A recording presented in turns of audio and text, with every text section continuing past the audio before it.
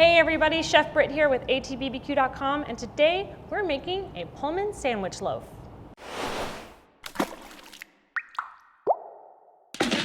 So let's not get it twisted. We are just making white bread today, and it's a really great recipe, and we're going to be using high quality ingredients, and we're going to do it accurately, and we're going to do it in the Pullman style. So this here is a Pullman style loaf pan. Basically, it's just going to have straight sides, and it's a standard loaf pan, and I also have a lid that locks onto it, so that way we can get that really iconic square shape for our sandwich loaf. So let's just go ahead and get the mixing happening. I'll show you how it's done. And just to give you an overview of everything we got going on here, we're gonna be mixing on the Anchor Shroom mixer today. I've got all of my scaled ingredients that I've used by scaling with this scale. That's available at atbbq.com, so don't sleep on that. We'll be using some high quality double O flour from Caputo, as well as their active dry yeast.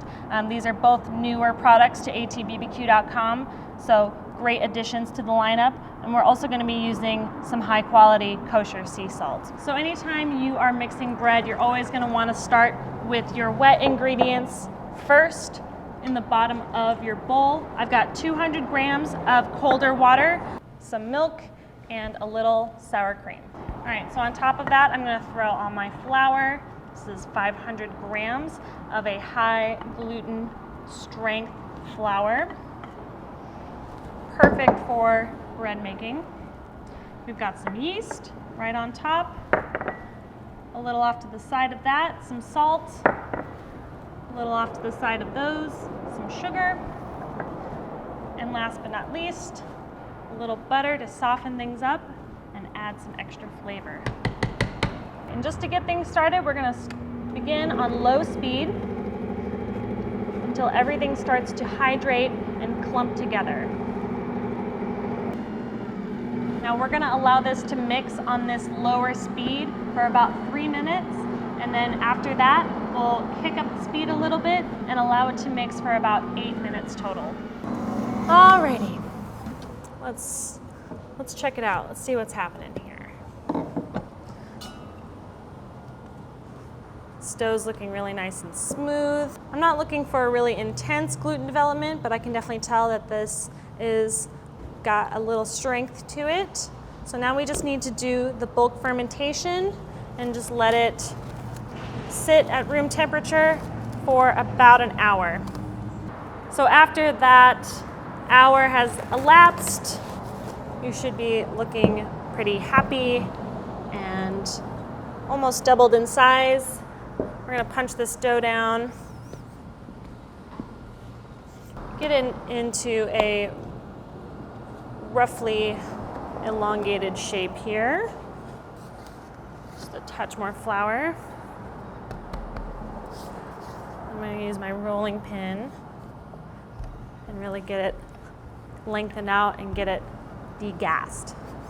When I'm rolling this out, I'm really trying to keep in mind the length of this. So I'm a little outside of that, not too big of a deal.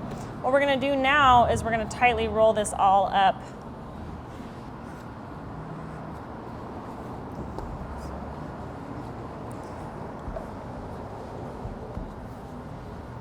All right. So that is how we get our shape ready for our loaf pan. We also need to grease up our loaf pan, so I'm just going to use a little butter and just get into every single corner, crevice. I'm also going to do the lid and just make sure that this isn't going to try and stick anywhere in our pan. In we go. We're going to put the seam side down and get it nestled in there very nicely and evenly. Once it rises up to the top, we'll lock the lid on top and then we'll get it ready to bake. Okay, so we're pretty much there now. Very close to the top. We'll just slide the lid on and head out to the smoker. So obviously you can bake this in your oven, but we do things outdoors here, so we are using the Yoder Smoker's YS640S pellet grill. It is set at 400 degrees. Let's pop it in. All right, so I'm gonna just put this on the bottom on the right-hand side, a little further away from that firebox just so we don't overheat. And we're gonna let that bake for an hour. So while that's baking, let's talk about what we can do with this bread. This is the bread that's a great vessel for any barbecued meats, but it's also the perfect bread for a BLT, and we are in the midst of tomato summer season right now, so let's slice up some bacon, which I don't know if you remember, we made this last week, so let's slice it up and we'll get that baking on a sheet pan in the 400-degree smoker as well. So I'm gonna go for a thicker cut of bacon. Since this is going on a sandwich, might as well do it up. Beautiful.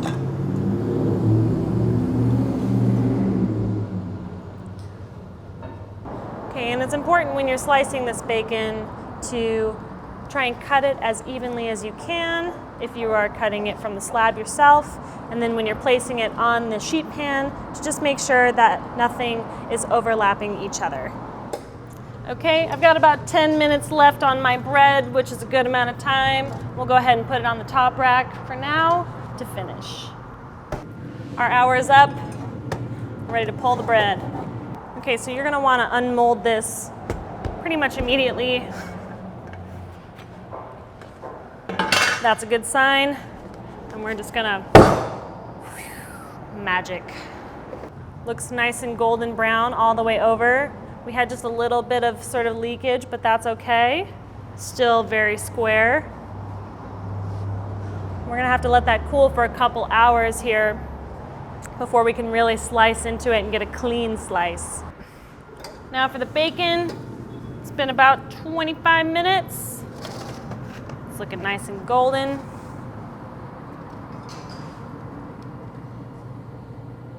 We're not going to reinvent the BLT this time. We're just gonna be using really high quality ingredients. We've made our own bread, we've made our own bacon, we've got beautiful heirloom tomatoes, some high quality salt to season that, some nice QP mayonnaise that Tom used in a previous video, and some good green leaf lettuce. So let's just put it all together. Look at that. Beautiful, nice, even browning right around the edge there. I'm gonna do some nice thin slices for my sandwich. Check out this crumb. Really nice tightness. Comes right back so we know it's cooked all the way through. It's got a nice spring in there. Now, I'm not saying you have to do it this way. This is the way I'm doing it. Ugh.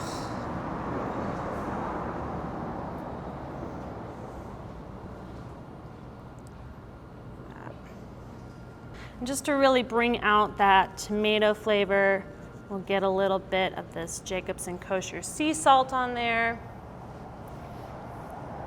A good layer of lettuce and some fine crispy bacon.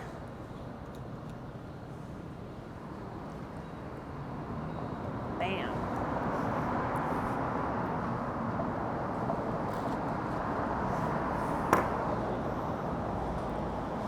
Ba-da-da.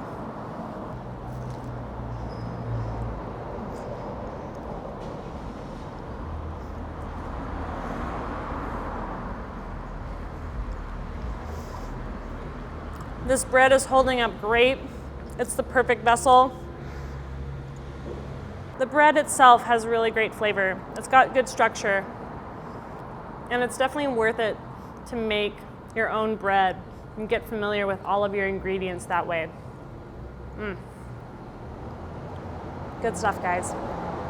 All right, well, that wraps it up for me today. If you guys want to check out any future recipes, tips, or techniques, click the subscribe button. If you want to check out the stuff we've already done in the past, head on over to atbbq.com/thesauce. And if you need to pick up some of your flavors, want to check out that smoker, head on over to atbbq.com.